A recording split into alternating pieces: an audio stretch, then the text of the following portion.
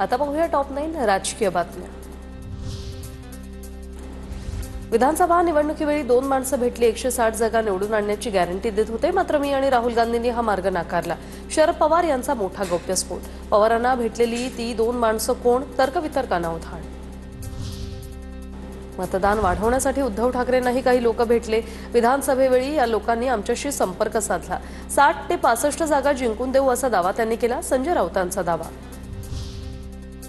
जनता का नाकारते हे लक्षात न घेता आरोप सुरू आहेत। सलीम जावेदचा आदर्श घेतला तरी हे स्क्रिप्ट रायटिंग चालणार नाही। राहुल गांधी आणि शरद पवारांच्या आरोपांवर केशव उपाध्यांची प्रतिक्रिया।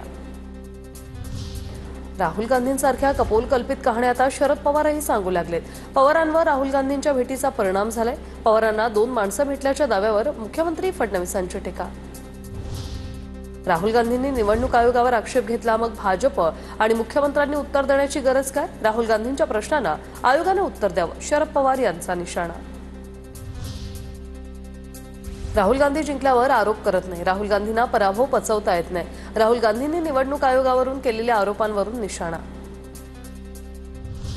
उद्या इंडिया आघाडीचा केंद्रीय निवडणूक आयोगाच्या कार्यालयावर मोर्चा धडकणार। राहुल गांधींच्या मत चोरीच्या दाव्यानंतर देशभरात निवडणूक आयोगाविरोधात वातावरण तापायला सुरुवात।